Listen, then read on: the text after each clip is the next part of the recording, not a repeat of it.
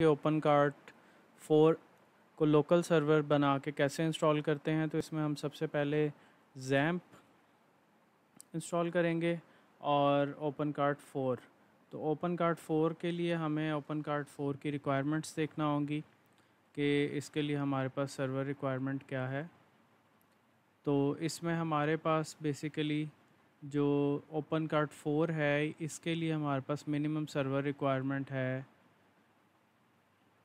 8 version of PHP। Although यहाँ पे ये 5.4 लिखा हुआ है, लेकिन हमारे पास ओपन कार्ट 4 के लिए PHP का एटलीस्ट 8 वर्जन चाहिए। तो इसलिए मैं आपको जैम्प की वेबसाइट के ऊपर लेके जाता हूँ। जैम्प हम लोकली इंस्टॉल करेंगे और जैम्प जो PHP 8 के साथ आ रहा है। तो ये हमारे पास होम पेज पे ही ऑप्शन है, इसको हम डाउनलोड कर लेंगे और फिर हम इसे इंस्टॉल करेंगे। तो ये हमारी डाउनलोडिंग स्टार्ट हो गई है। तो इसके साथ ही हम ओपन कार्ट 4 का लेटेस्ट वर्जन डाउनलोड कर लेते हैं। इसका बेहतरीन तरीका ये है कि आप गिटहब रेपोजिटरी वाली लिंक पर जाएं और रिलीज़ सेक्शन में जाएं। इससे आपको लेटेस्ट रिलीज़ की एक्सेस मिल जाएगी। जैसे अभी ये लेटेस्ट रिलीज़ है, इसमें बग फिक्सेस वगैरह होते हैं, कोई इश्यूज़ आ जाएं तो वो साथ साथ फिक्स हो रहे होते हैं। तो जब भी आपने ओपन कार्ट इंस्टॉल करनी है, लेटेस्ट वर्जन अगर आपको चाहिए तो रिलीज़ सेक्शन में आ जाएं, वहाँ पे आपको लेटेस्ट वर्जन मिल जाएगा। तो मैं ये ओपन कार्ट 4 वर्जन डाउनलोड कर रहा हूँ। तो ये हमारे पास इसकी डाउनलोडिंग स्टार्ट हो जाएगी हमारे पास। तो ये हमारा ओपन कार्ट 4 डाउनलोड स्टार्ट हो गया। तो अब हम वेट करते हैं कि हमारे पास जैम्प इंस्टॉलेशन कंप्लीट हो, तो हम इसके बाद जैम्प इंस्टॉल करेंगे। तो ये जैम्प हमारा विंडोज़ के लिए है और 8 वर्जन के लिए है। तो हमारी अब इंस्टॉलेशन कंप्लीट डाउनलोड होती है, तो फिर हम इसको इंस्टॉल करते हैं। तो जैम्प हम इसके ऊपर इंस्टॉल करेंगे। जैम्प के इंस्टॉलेशन के बाद हम ओपन कार्ट 4 इंस्टॉल करेंगे। तो ये हमारे पास पहला ये आ रहा है वार्निंग को आप इग्नोर कर सकते हैं, ये कोई एरर नहीं है, वार्निंग है जस्ट। तो मैं इसके बाद डिफरेंट ऑप्शंस पे आता हूँ। ये हमारे पास डिफरेंट इसके सर्वर के साथ ऑप्शंस हैं। इसको आप बाय डिफ़ॉल्ट चेक रहने दें। और हमारे पास जैम्प की मेरे पास सिस्टम में पहले से इंस्टॉलेशन थी, तो मैं इसको प्रीवियस इंस्टॉलेशन को रीनेम कर देता हूँ।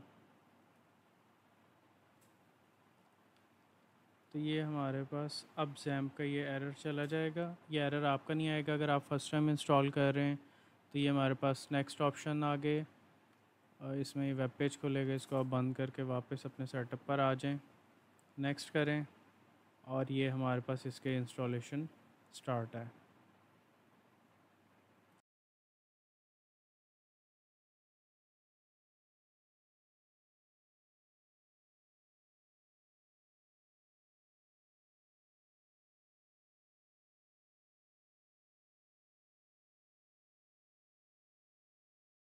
तो जी ये हमारे पास जैसे ही इंस्टॉलेशन कंप्लीट होगी तो ये हमारे पास ये पेज आ जाएगा और यहाँ पे आ गया जी कंट्रोल पैनल को स्टार्ट करने का ऑप्शन। तो हम इसको फिनिश करेंगे तो यहाँ पे हमारे पास कंट्रोल पैनल भी आ जाएगा। तो थोड़ी सी देर लगेगी, ये हमारे पास कंट्रोल पैनल इसका एक्टिव हो जाएगा और हमारे पास सी ड्राइव में हमारे पास जैम का फ़ोल्डर भी आ जाएगा और इसमें हमारे पास htdocs का फ़ोल्डर है। ये बेसिकली आपका सर्वर का रूट है, यहाँ जो आप फाइल रखेंगे, अपना प्रोजेक्ट रखेंगे वही चलेगा और हम अपनी जो भी इंस्टॉलेशंस वगैरह हैं वो यहाँ पे प्लेस करके रखेंगे। हमारे पास जो ओपन कार्ट 4 की इंस्टॉलेशन डाउनलोड हुई थी उसको मैं मूव कर रहा हूँ htdocs में। यहाँ पे मैं पेस्ट कर रहा हूँ और यहाँ से मैं इसको एक्सट्रैक्ट करने लगा हूँ। तो ये हमारे पास यहाँ पे इसकी सारी फाइल्स आ जाएंगी। अपलोड का फ़ोल्डर बेसिकली क्रिएट होगा और जैसे ही हमारी ये चीज़ ये एक्सट्रैक्ट होती है उतनी देर हम अपना जैम्प कंट्रोल पैनल ऑन करते हैं और ये हमारे पास कंट्रोल पैनल आ गया है। इसमें हमारे पास अपाचे और माइस्किल ये दो हमने स्टार्ट करने हैं। ये अपाचे और ये हमारा माइस्किल सर्वर, ये दोनों ग्रीन हो गए, इसका मतलब ये इंस्टॉल हो गए। तो यहाँ से हम इसको क्लिक करें तो ये हमारे पास जैम्प का इंस्टॉलेशन आ जाएगी और htdocs आ जाएगा। तो हमारे पास बेसिकली जैम्प को अब एक्सेस करने का, सर्वर लोकल सर्वर एक्सेस करने का तरीका ये है कि हम यहाँ पे लोकल होस्ट लिखेंगे तो ये हमारे पास जैम्प लोड हो जाएगा। तो ये अब मैंने इसको रिफ़्रेश किया है तो ये मेरे पास ओपन कार्ट विंडोज़ का 8 वर्जन शो कर रहा है। इससे पहले 7 इसलिए इसने शो किया कि मेरे पास ब्राउज़र में कैशे था, पहले मेरे पास जैम्प 7 वर्जन था। तो आपका 8.16 ही शो होगा। तो अब हमारे पास ओपन कार्ट की फ़ाइल एक्सट्रैक्ट हो चुकी है, अपलोड का फ़ोल्डर है, इसको मैं ओपन कार्ट का नेम दे देता हूँ, ओपन कार्ट। और इसमें हमारे पास नेक्स्ट स्टेप है, हमारे पास हमें एक डेटाबेस क्रिएट करनी है। तो उसके लिए हम php-myadmin में जाएंगे और यहाँ पे हम एक डेटाबेस क्रिएट करेंगे। इसका नाम हम रख रहे हैं ओपन कार्ट। तो ये हमारे पास ओपन कार्ट की डेटाबेस क्रिएट होगी है। अब हम अपने जो ओपन कार्ट के इंस्टॉलेशन फाइल्स हैं, अब इसको रन करेंगे। तो हम इस पाथ को रन करेंगे। तो htdocs तक जो पाथ है उसको हम लोकल होस्ट लिखेंगे, उसके बाद अपनी जो प्रोजेक्ट डायरेक्टरी है उसका नेम लिखेंगे। तो हमारे पास इसको इंस्टॉल करने का ओपन कार्ट का तरीका ये है कि आपने जहाँ पर आपकी मेन फाइल्स पड़ी हैं उसको जस्ट हिट करना है लोकल होस्ट स्लैश। तो ये हमारे पास ऑटोमेटिकली हमें इंस्टॉलेशन के ऊपर ले जाएगा और ये हमारे पास इंस्टॉलेशन स्टेप्स आ गए हैं। यहाँ पे ये हमारे पास कंडीशंस आ जाएंगी कि हमारे पास अगर कोई प्रॉब्लम है तो वो शो हो जाएगी। तो ये फाइल्स कह रहा है कॉन्फ़िग फाइल्स मिसिंग हैं, इसको हम जाके कॉन्फ़िग की फ़ाइल को रीनेम करेंगे, -dist निकालेंगे config.php इधर से और एडमिन में से।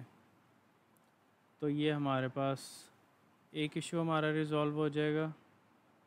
अच्छा, सेकंड इशू हमारे पास है जी, GD लाइब्रेरी है, ये PHP की लाइब्रेरी है, इसके लिए रिक्वायरमेंट है कि ये चाहिए।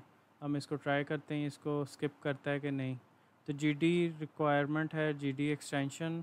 तो इसको हम एक्सप्लोर करते हैं कि ये बाय डिफ़ॉल्ट हमारे पास PHP की एडमिन कॉन्फ़िग में अवेलेबल है या नहीं। तो बाज़ का ऐसा होता है कि एक्सटेंशन अवेलेबल होती है, वो एक्टिव नहीं होती। तो ये भी हमारे पास यहाँ पे GD लाइब्रेरी शो नहीं कर रहा, तो हमें सबसे पहले GD इंस्टॉल करनी पड़ेगी। तो उसके लिए भी हम गूगल की हेल्प ले लेते हैं।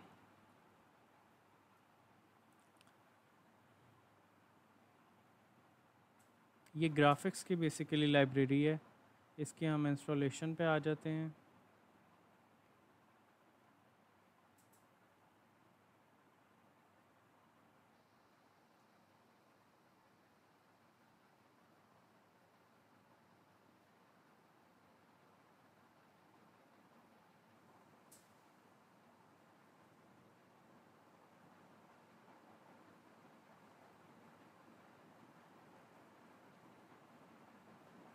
तो ये हम पहले देख लेते हैं कि ये GD के हमारे पास जैम्प है, हमारे पास ये लाइब्रेरी अवेलेबल है या नहीं। तो हम यहाँ पे PHP GD को सर्च कर लेते हैं स्टैरिक से। ये भी सर्च करने का विंडोज़ में तरीका है। तो ये हमारे पास बेसिकली लाइब्रेरी की फ़ाइल्स तो अवेलेबल हैं PHP के अंदर। तो अब हमने PHP-ini के अंदर इसको जस्ट इनेबल करना है।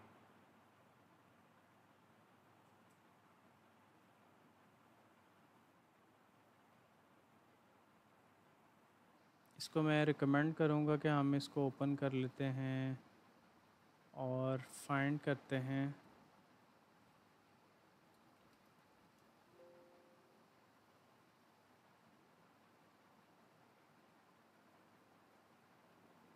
PHP extensions.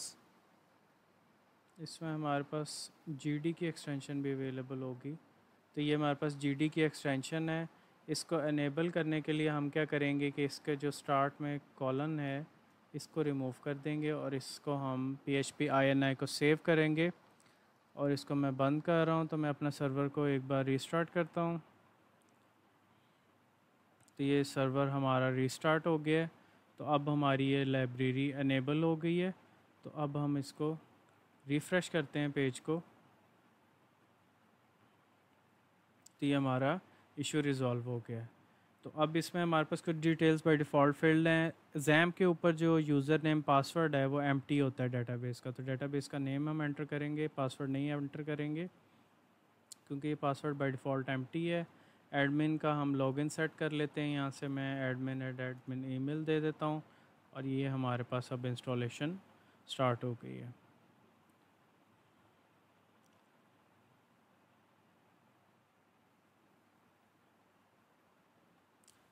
ये हमारे पास आ गया जी रेडी टू स्टार्ट सेलिंग का मैसेज। ये फ्रंट एंड का लिंक आ गया और ये लॉगिन आ गया हमारे पास एडमिन का। तो ये हमारा एडमिन पैनल है, ओपन कार्ट हमारी डायरेक्टरी है मेन, आगे स्लैश एडमिन लिखेंगे तो एडमिन ओपन हो जाएगा।